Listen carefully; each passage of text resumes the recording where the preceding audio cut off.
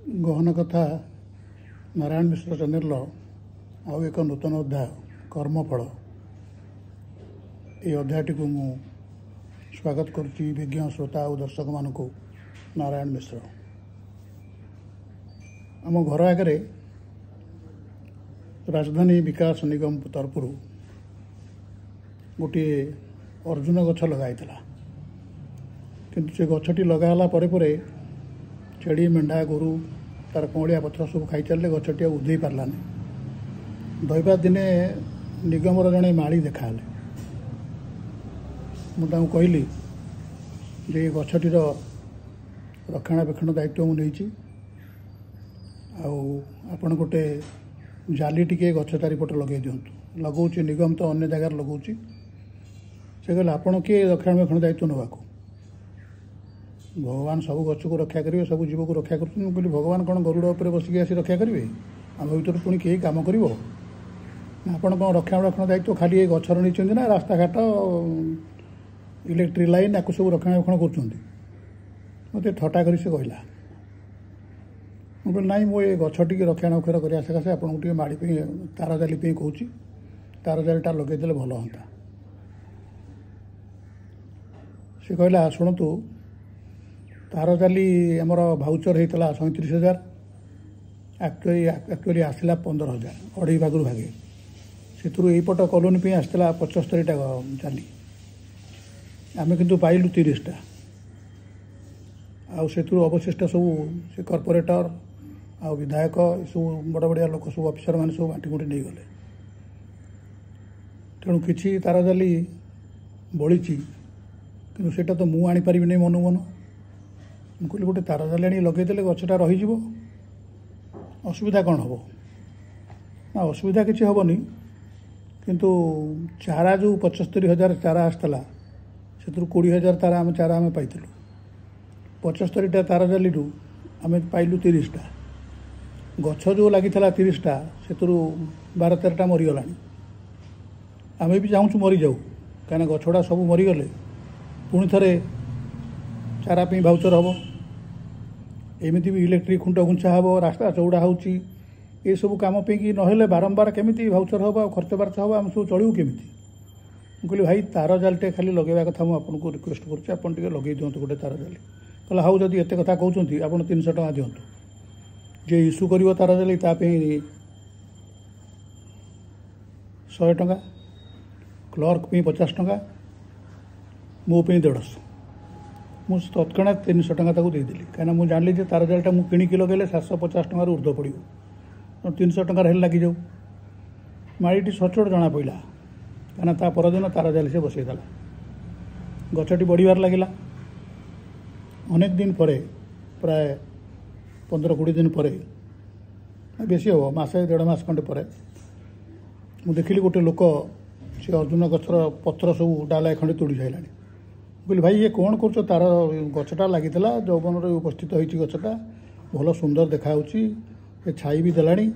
एत गुड़ा पत्र कहीं तोड़ कहला आप पचारे केस गछटा कौन आप बापांर कहली ना मो बापांर नुह कि आपण बापांर नुह किंतु पत्र गुड़ाक एत गुड़ा नहीं गले आस्ते आस्ते से गछटा मरीज ना मुझे गछटा को जगी कौन आप खाली गछ जगी म्यूनिसिपालिटी गछ आपन ताले रास्तार जो खाल खबर है से गोड़ी पकाना जो इलेक्ट्रिक खुंट जाइए तार जोड़ झुलची टेकिकी बांधुना मुझे ना मुझे जुक्ति करूनी आपण सागरे आपण ये पत्र गुड़ा एत गुड़े डालाए खंडे पत्र तोड़ी सारे आड़ा कहला बेलू आप एपड़ी कौन दुर्व्यवहार कर तोड़ापी अल्प 4टा पत्र नहीं था ना नहीं डालाए पत्र दरकार आपड़ जानना अर्जुन गछ गोटे आध्यात्मिक गछ यार पत्र गुड़िक पूजारे भगवान को अर्पण कराए भगवान का ना शुणी आम तो धर्म माने बिरु चुप हो गली तार किसी दिन पर आउ गोटे लोक आसी से गछर छेली छेलिक सब गछर छेली सब नौ था कहले गछ कौन छेली पकाउं छुरी रे ना सी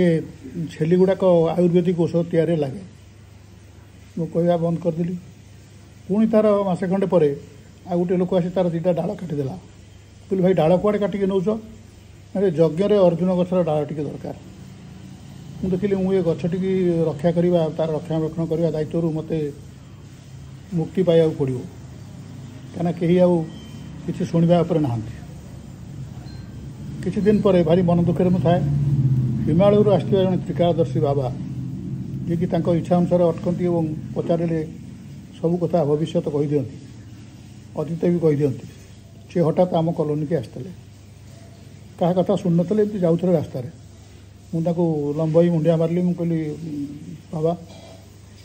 ଏ ଗଛଟି ମୁଁ ଲଗେଇଥିଲି, ୟାକୁ ଆଉ ରଖି ଥୋଇକି କେହି ଦେଉନାହାନ୍ତି, ଆପଣ କିଛି କରିବେନି? କ'ଣ କଲେ ଏ ଗଛଟି ପାଖକୁ କେହି ଆସିପାରନ୍ତେ ନାହିଁ ଆପଣଙ୍କ ଶକ୍ତି ବଳରେ? ନା ନାଇଁ, ସେ ଗଛକୁ ଯାହା ଯେ ଲୋକମାନେ କରୁଛନ୍ତି କରନ୍ତୁ। ଏହା କହି ସେ ଧ୍ୟାନରେ ବସିଲେ, ମୋରି ଘର ବାରଣ୍ଡାରେ ଧ୍ୟାନରେ ବସିଗଲେ। ଅଧଘଣ୍ଟା ଖଣ୍ଡେ ବସିବା ପରେ ସେ ଉଠି କହିଲେ ଯେ ଏ ଗଛ ପୂର୍ବ ଜନ୍ମରେ 2-3 ଜନ୍ମ ପୂର୍ବରୁ ମଣିଷ ଥିଲା, ସେ ମନ୍ତ୍ରୀ ହେଇଥିଲା। ସେ ମନ୍ତ୍ରୀ ଥିଲାବେଳେ ତା'ର ଡ୍ରାଇଭରର ସ୍ତ୍ରୀ କି ଦୁଷ୍କର୍ମ କରିବାରୁ ସ୍ତ୍ରୀ ଲୋକଟି ଆତ୍ମହତ୍ୟା କଲା। ତାପରେ ସେ 5 ଲକ୍ଷ ଟଙ୍କା ଦେଇ ଡ୍ରାଇଭରକୁ ଅନ୍ୟ ଜାଗାରେ ଚାକିରି କରେଇ ଦେଇ ବା ବ୍ୟବସାୟ କରେଇ ଦେଇ ତା ମୁହଁ ବନ୍ଦ କରିଦେଲା। ତାର କିଛି ଦିନ ପରେ, କିଛି ବର୍ଷ ପରେ ନିଜ ସ୍ତ୍ରୀ କି 50 ଲକ୍ଷ ଟଙ୍କା ଜୀବନ ବୀମା କରେଇ କିଛି ଦିନ ପରେ ତାକୁ ଟ୍ରକ୍ ଚଢ଼େଇକରି ମାରିଦେଇଥିଲା ଏବଂ ତା ଶଳା ମୁହଁକୁ ଥାନାକୁ ଯିବ କହିଲା ବୋଲି ତାକୁ 10 ଲକ୍ଷ ଟଙ୍କା ଦେଇ ଗୋଟେ ବେପାରରେ ପୁରେଇ ଦେଇଥିଲା। ଶଳାର ମୁହଁ ବନ୍ଦ। ୟାର କିଛି ଦିନ ପରେ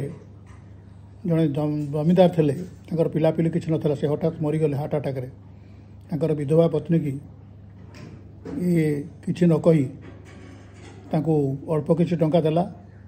ଦେଲା ପରେ ଦସ୍ତଖତ କ'ଣ 2-4ଟା ଆଣିଥିଲା, ତାର ସମସ୍ତ ଜମିବାଡ଼ି ନାଁରେ କରିନେଲା। ସେ ବିଧବା ଯେତେବେଳେ ଜାଣିକରି ଆସି ପାଟିତୁଣ୍ଡ କଲା, ସେ ଲୋକ ଲଗେଇକରି ବିଧବାକୁ ଗୋଟାଏ ଗଛରେ ବାନ୍ଧି ତାକୁ ଖଣ୍ଡ ଖଣ୍ଡ କରି କାଟିଦେଲା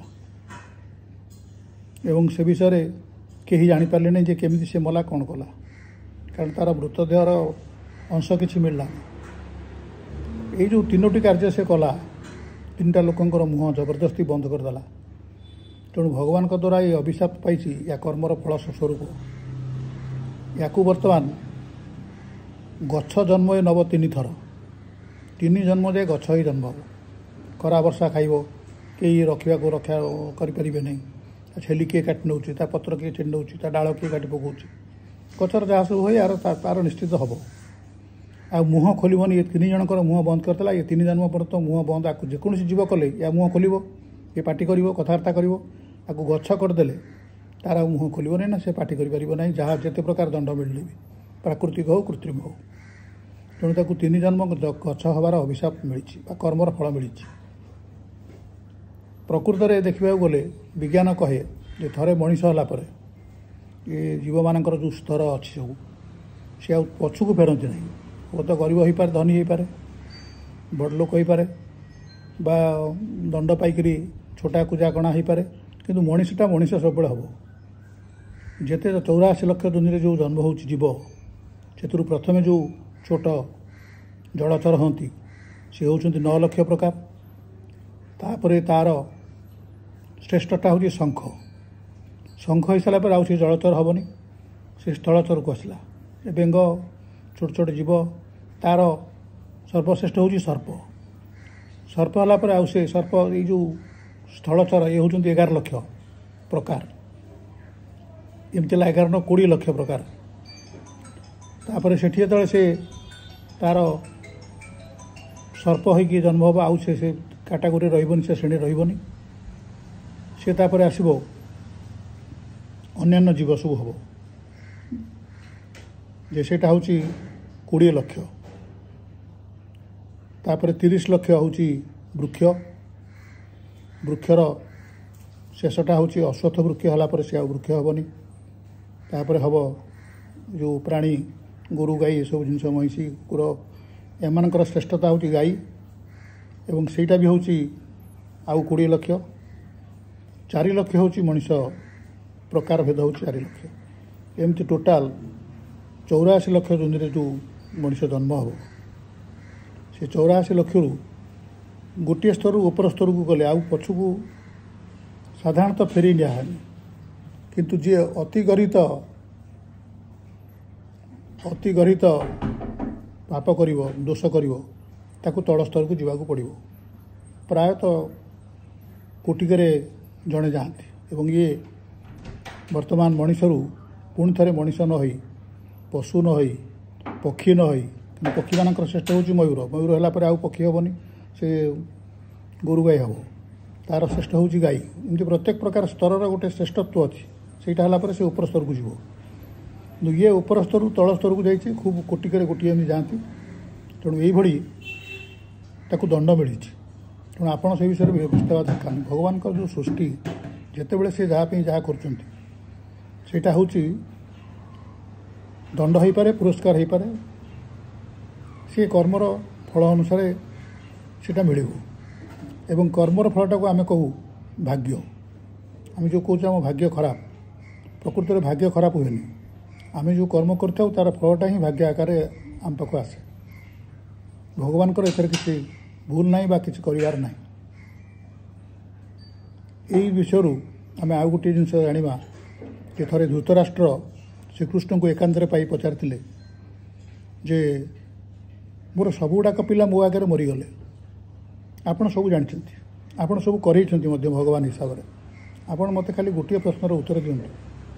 मत कहीं एत बड़ दंड मिलला गोटे लोक आगे तार 100 पिला को मारे गोटी गोटी कर मारे किमती मत लगुव आप भावतु श्रीकृष्ण टी हसिले कहले आप शुणिपारे तो ना हाँ कहतु से महाभारत युद्ध सरी था से कहले आपण थे राजा थिले बहुत वर्ष तले बहुत जन्म तले से जन्म में आप राजा थिले एवं आपण जाइथिले पारिधि करने को जो जाइथिले भयंकर वर्षा पवन आपण गोटे गछ मूल आश्रय नहीं थरु था पूरा से गचर जोड़े पक्षी थे पुरुष पक्षी गोटे स्त्री पक्षी गोटे दुईटी छुआ थे सी पक्षी दुईटी थंटे सबू वर्षा छाड़ी जाइए सुखिला पत्र संग्रह करके आणले तले सब पकईले आपण पाखे थंटू को काठरे घषिकी निआं बाहर कले से पत्रतिक जाड़े और आपण उषुम पाइले आपन बहुत आराम लगिला किसी समय पर आपन कहले मत भोक हलाणी कौन करी से पक्षी कहले कहले ये छुआ दुईटी दियो मु खाइबी पक्षी मांस हेले भी चलो कंचा हेले भी चलो कि मत भयंकर भोक हो रही पारि पक्षी दुईटी कहले आम आपंकर एत उपकार कलु आप थरुले आप आराम रे आपण आमरी छुआ केमी खाइबे आम कौन यहाँ देखिपर ना जो देखी न पार मुझे तुम आखि फुटे दूची या कही जोड़े कंटा आनी आपण दुईटाक पक्षी बापा माँ आखि दुईटा ना चारटाक आखि फुटेदेले तापर से झील दुईटा को जो निआं जलुला आप आराम पाते से पकईकरी सिझेकरी खाईदेले तेणु आपण आगे से छुआ दुईटी मरवा से मैंने देखिपारे एवं से दुखे से दिज सागे सागे मरीगले ये सकाशे आपण आगे आपण पिला मरवा आपण देखिपारे ना आपण देखिपारे ना कि जानले जे छुआ को मराला आपण उपस्थित आपण जानते आपण छुआ आपण आगे मरले आपण देखिपारे ना अंध ही रही सारा जीवन ना मत सीना ये दंड मिलला गांधारी कहीं दंड मिलला से आखिरे बांधिकी आगे भी छुआतिक मरले ना तांकर भी बहुत जन्म तले से समुद्र कूल बुला बेले देखिले गोटे कईच 100 डिंब देछि से खुशी रे खाली एमती कुछ कारण न थी गोटे कंटा आणिकी गोटी गोटी कर 100 टाका डिंब फुटे छुआ जमी हे तेणु से जन्म आखि बांधिले अंध भाया रहिले और आगे छुआतिक मरले आमे जहाँ करुचे एबे जहाँ करुचे ता पर जन्म कि ता पर जन्म कि आउ 4-5 जन्म पर आम से फल पाइबा पणस मंजी लगेले आपण अंगूर पाइबे बा आंब पाइबे पणस ही पाइबे तेणु कर्म कला बेले आम जहाँ मनता कर मनुष्य जन्म किंतु आपण को गोटे विवेक दिखाई जो विवेक बल आप जापार कौटा भल कौटा मंद मंदटा को जाणिक आप कर चलते कई देखुना 30 कोटी ग्रह मध्य ग्रहाणुपुंज ग्रह सूर्य भली कोटी कोटी नक्षत्र ये सारा विश्व अच्छी मुझे आउ थे कही एवं भी कहूँ एत बड़ विश्व जी परिचालना कर श्रृंखलित भाव में सी कौन जापारूनी जे आम कौन करुचु एवं जानवर से बाट सब रखी तेणु कर्मर फलटा को आमको भोगवाक पड़ो केबे भूल भी भावतु नहीं कि मोर बेला खराब मो भाग्य खराब मत केवल दंड मिलूँ मोटे नुह आपण खुशी हूँ कि आपण प्रारब्ध कटि जाऊँगी बिना दोष आप दंड पाँच आप बेसी खुशी होगा कथा जे मोर प्रारब्ध कटि जाऊँगी जे आपण को कहूँ ताकू दंड देवा कथा आप चिंता करतु नहीं सी आपण कहवा द्वारा आपण प्रारब्ध कटि जाऊँगी आप आस्ते आस्ते दंडमुक्त होती कि जी दंड आपन को देला ए जन्म तार कौन हम सीटा सृष्टिकर्ता बुझे आपणकर से दायित्व नुह तेणु क्या बारंबार समालोचना न करी जदि आपण बिना दोष अपमान पाई जिनसटा को हजम करें ताहले आपणकर प्रारब्ध निश्चित कटिज आज ना काली तेणु कर्म करने पूर्व आम 5 थर भाविया दरकार जे कर्मर फल भल हो मंद हो संभाळिबार शक्ति आमर अच्छी तो ए जन्म हो आर जन्म हो आज ये आशा करुच्ची आपन जदि भिडियोटी भल लगी थाए ताहले आप निश्चय लाइक करेंगे शेयर करेंगे एवं सबुठु गुरुत्वपूर्ण कथा आपण को चैनल टी सब्सक्राइब करेंगे गहन कथा नारायण मिश्र चैनल टी जो यूट्यूब रे आपण जो अध्याय देखु आपन को मोबाइल रे हो कि लैपटॉप रे हो जो थे आप चैनल टी सब्सक्राइब करेंगे ता द्वारा आम संबंध आहरी निबिड़ हम एवं आम आपण जे जी कहूँ बर्तमान आपण को मु जड़े प्रवचन दूसरी मु ठीक बाटर सब अच्छी आपन को ठीक बाट आने चेष्टा करुँच नुहे मुझे कहूँ आगुरी भी कही जहाँ जो टी पढ़िले जानिले मु चाहूँगी जे अन्य माने जो मानकर समय ना पढ़ा को जानी ना जानी तो भल कथा जानी ना सी भी जानतु मु जानी से भी जानतु यही हूँ चैनल उद्देश्य अन्य किसी ना आशा करुँच आपण परिवार सुस्थ थे और शांति थे। नमस्कार।